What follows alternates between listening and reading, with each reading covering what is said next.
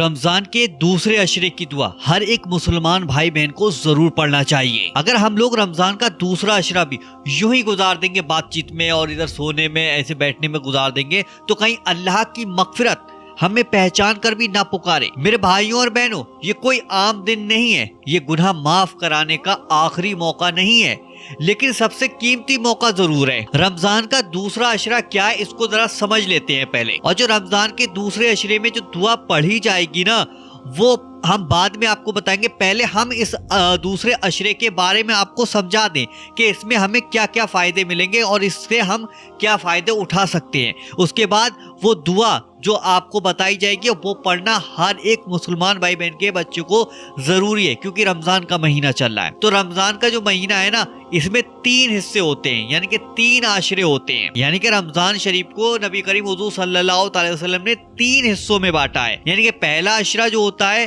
رمضان کا پہلا عشرہ جو ہوتا ہے وہ رحمت کا ہوتا ہے۔ رمضان کا دوسرا عشرہ جو ہوتا ہے وہ مغفرت کا ہوتا ہے۔ رمضان کا جو تیسرا عشرہ ہوتا ہے نا، وہ جہنم سے آگ کی آزادی کا ہوتا ہے۔ یہ رمضان کا دوسرا عشرہ چل رہا ہے۔ اللہ کا اپنے بندوں سے کہنا ہے، آ جاؤ، جو ہو گیا سو ہو گیا، اب معافی مانگ لو۔ یہاں پر ہم آپ کو قرآن کی روشنی میں آپ کو سمجھاتے ہیں مغفرت ہمارے لیے کیوں ضروری ہے۔ اللہ تعالیٰ فرماتا ہے، اور میں تو بہت ہی زیادہ معاف کرنے والا ہوں اس کے لیے جو توبہ کرے۔ یہ آیت ہمیں بتاتی ہے کہ اللہ گناہ دیکھ کر بندہ نہیں چھوڑتا، بلکہ توبہ دیکھ کر سب کچھ بدل دیتا ہے۔ اب حدیث کی روشنی میں سمجھ لیتے ہیں کہ نبی کریم حضور صلی اللہ علیہ وسلم فرماتے ہیں، جو شخص سچے دل سے توبہ کرتا ہے وہ ایسا ہے جیسے اس نے کبھی کوئی گناہ کیا ہی نہیں ہے۔ ذرا سوچئے، زندگی بھر کی غلطیاں صرف ایک سچی توبہ سے مٹ سکتی ہیں۔ اب یہاں پر ایک سوال ہے کہ دوسرے عشرے میں ہمیں کیا کیا کرنا چاہیے۔ لیکن نمبر 1، استغفار کو اپنی سانس بنا لو، صرف منہ سے نہیں دل سے استغفار پڑھو، اور اس کے پڑھنے کے فائدے سن لو۔ غم ہلکا ہونے لگتا ہے، بے وجہ کی گھبراہٹ ختم ہو جاتی ہے، اور اللہ مدد کے سارے راستے کھول دیتا ہے آپ لوگوں کے لیے۔ علماء کہتے ہیں جس گھر میں استغفار پڑھا جاتا ہے وہاں سے مصیبتیں نکل جاتی ہیں۔ نمبر 2، توبہ۔ لیکن سچی توبہ کے 3 اصول ہیں۔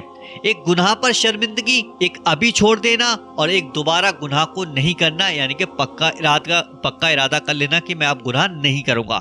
اس کے فائدے کیا ہوں گے؟ یعنی کہ گناہ معاف ہو جائیں گے آپ کے، اور آپ جو بھی دعا مانگو گے انشاءاللہ وہ دعائیں آپ کی قبول ہو جائیں گی اور آپ کا دل صاف ہو جائے گا۔ نمبر 3، تہجد، یعنی کہ مغفرت کی چابی ہے۔ یعنی کہ نبی کریم حضور صلی اللہ علیہ وسلم نے ارشاد فرمایا کہ رات کی نماز اللہ کو سب سے زیادہ پسند ہے۔ اب اس کے فائدے سنیے گا، یعنی کہ اٹکی ہوئی دعائیں قبول ہو جاتی ہیں۔ جو بھی ہماری دعائیں ہوتی ہیں، اگر ہم تہجد کی نماز پڑھ کر ان دعاؤں کو مانگیں گے تو انشاءاللہ ہماری دعائیں قبول ہو جائیں گی۔ ہمارے جو بند راستے ہیں، یعنی کہ ہمارے جو بگڑے ہوئے کام ہیں، جو کام نہیں بنتے ہیں، جو کام رک جاتے ہیں، وہ راستے کھلنا شروع ہو جاتے ہیں۔ اللہ قریب ہو جاتا ہے۔ جب اللہ قریب ہو جاتا ہے نا تو ہماری تمام دعائیں قبول ہوتی چلی جاتی ہیں، اور ہم ہر کام میں ہر مقصد میں کامیاب ہوتے چلے جاتے ہیں۔ نمبر 4، قرآن سے رشتہ جوڑو۔ صرف پڑھو نہیں، سمجھ کر پڑھو، یعنی کہ رو رو کر پڑھو۔ اب اس کے پڑھنے کے فائدے کیا ہوں گے؟ اگر آپ قرآن کو سمجھ کے پڑھو گے، رو رو کے پڑھو گے، تو اس کے پڑھنے کے فائدے کیا ملیں گے آپ کو؟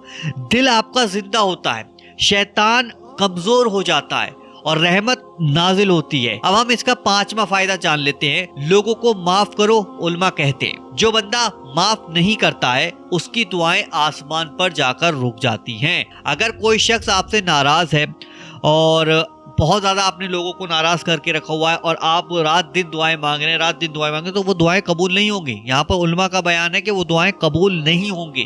پہلے آپ ان کو معاف کرو، جن کا آپ نے دل دکھایا ان کو معاف کرو۔ جب ان کو معاف کرنا شروع کر دو گے تو آپ کی دعائیں انشاءاللہ قبول ہوتی چلی جائیں گی، اور آپ کو اللہ بھی معاف کرتا ہے۔ دل آپ کا ہلکا ہو جاتا ہے اور رشتے بہتر ہونے لگتے ہیں۔ دوسرے عشرے میں آپ یہ بھی کام ضرور کریں کہ صدقہ دیں، چاہے تھوڑا ہی کیوں نہ دیں، یعنی کہ جو بھی آپ کی حیثیت ہے اس حساب سے آپ صدقہ دے دیجئے، کیونکہ نبی کریم حضور صلی اللہ علیہ وسلم نے ارشاد فرمایا کہ صدقہ مصیبت آنے سے پہلے روک دیتا ہے۔ یعنی کہ کوئی بھی پریشانی آنے والی، کوئی مصیبت آنے والی ہے، کوئی دکھ آنے والا ہے، کوئی بیماری آنے والی ہے، اگر آپ صدقہ دیتے ہیں تو وہ آٹومیٹک پہلے ہی ختم ہو جاتی ہیں، یعنی کہ پریشانیاں گھر سے بھاگ جاتی ہیں، دکھ تکلیفیں دور ہو جاتی ہیں اگر آپ لوگ صدقہ دیتے ہیں۔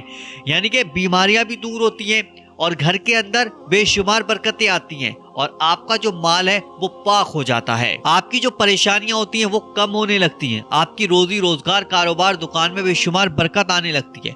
گھر میں سکون آتا ہے. جس گھر میں لڑائی جھگڑے ہوتے تھے اس گھر سے لڑائی جھگڑے ختم ہو کر اس گھر کے اندر محبتیں آتی ہیں, اس گھر کے اندر سکون آتا ہے, رشتوں میں مٹھاس آنے لگتی ہے. دنیا میں تو ہمیں فائدے ملتے ہی ملتے ہیں, ہمیں آخرت میں بھی فائدہ ملے گا, یعنی کہ ہمارے گناہ معاف ہوں گے, قبر آسان ہو جائے گی, حساب جو ہے وہ آپ کا ہلکا ہو جائے گا اور جنت کی امید اور زیادہ بڑھ جائے گی. اب جو ہمیں رمضان کے دوسرے عشرے میں جو دعا پڑھنی تھی وہ ذرا دھیان سے سن لیجئے گا, اور ہر مسلمان کا بھائی بہن کا بچہ اس یعنی کہ دعا کو آسانی سے پڑھ سکتا ہے.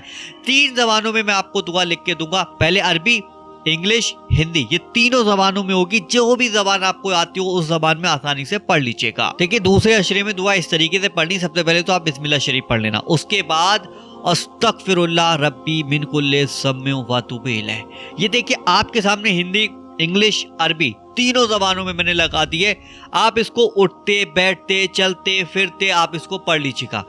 آپ فجر کی نماز کے بعد 100 بار پڑھ لیں, ظہر کی نماز کے بعد 100 بار پڑھ لیں, عصر کی نماز کے بعد 100 بار پڑھ لیں, مغرب کی نماز کے بعد 100 بار پڑھ لیں, عشاء کی نماز کے بعد 100 بار پڑھ لیں, سوتے ٹائم پر آپ پڑھ لیں. جتنا زیادہ آپ اس کو پڑھو گے نا, یہ گناہوں سے معافی کا عشرہ چل رہا ہے. یعنی کہ 11 رمضان سے لے کر 20 رمضان کے بیچ میں آپ اس کو پڑھیں گے تو آپ کے جتنے بھی گناہ ہیں سارے کے سارے معاف ہوتے چلے جائیں گے. آپ کی روزی میں برکت ہوگی, آپ کے کام میں برکت ہوگی, آپ کے گھر میں برکت ہوگی, آپ کو سکون ملے گا, آپ کو خوشیاں ملیں گی. یعنی کہ اس کو اگر میں بیان کرنے بیٹھ جاؤں تو یہ ویڈیو کم سے کم 4-5 گھنٹے کا بن جائے گا. اتنے زیادہ اس کے فائدے آپ کو ملیں گے. اب ہم نے دعا تو پڑھ لی, لیکن اب اس دعا کا یعنی کہ مطلب کیا ہے؟ اس کا مطلب ہے اے اللہ میں اپنے ہر گناہ سے معافی چاہتا ہوں اور تیری طرف پلٹنا چاہتا ہوں. رمضان کا دوسرا عشرہ گواہی ہے, اللہ آج بھی اپنے گناہگار بندوں سے کہتا ہے آ جاؤ میں تمہیں معاف کرنا چاہتا ہوں. تو بھائی جتنا ہو سکے اپنے چھوٹے سے گھر کے بچے کو بھی یہ کہیں کہ بھائی یہ استغفار ضرور پڑھ لو. گھر میں جتنے لوگ ہیں ان سے سب سے کہیں کہ استغفار ضرور پڑھ لو, کیونکہ رحمت کا عشرہ تو جا چکا ہے, اب مغفرت کا عشرہ آیا ہے. تو اس عشرے کو ہم سو کر باتوں میں, فلموں میں, ناٹک میں نہیں ختم کرنا چاہتے. بھائی اگر آپ خالی بیٹھو تو استغفار ضرور پڑھتے رہا کریں. آپ جن بھائی بہنوں سے پوری استغفار نہیں پڑھ ملتی ہے, بہت زیادہ پریشان ہے کہ یار ہم سے نہیں پڑھ ملتی, تو وہ خالی استغفر اللہ استغفر اللہ استغفر اللہ پڑھ سکتے. لیکن جو پوری استغفار پڑھ سکتے ہیں بھائی وہ پوری استغفار ضرور پڑھیں کہ استغفر اللہ ربی من کل ذنب و اتوب الیہ, یہ پوری ضرور پڑھیں. اور جو بھائی بہن بہت زیادہ قرآن شریف نہیں پڑھ پاتے ہیں, سپارے کو نہیں پڑھ پاتے ہیں, ان کو نہیں پتا ہے کہ ہم کیسے پڑھیں گے, تو وہ خالی استغفر اللہ بھی پڑھ سکتے ہیں. اب آپ لوگوں کی ذمہ داری ہے اس دعا کو اتنا شیئر کریں کہ ہر ایک مسلمان بھائی بہن کا بچہ اس یعنی کہ دوسرے عشرے میں اس دعا کو پڑھ سکے. تو ویڈیو کو ضرور شیئر کر دینا. باقی کی ویڈیو تو آپ بہت شیئر کرتے ہو, لیکن یہ کام کی ویڈیوز کو ضرور شیئر کر دینا. ویڈیو کو لائک کرنا, اور وظیفہ پاور چینل پر اسی طریقے کے ویڈیو دیکھنا چاہتے ہو تو چینل کو آج ہی سبسکرائب کر کے ضرور رکھ لیجیے گا. چلیے دوستوں ملتے ہیں انشاءاللہ ایک نئی ویڈیو کے ساتھ. جب تک کے لیے السلام علیکم.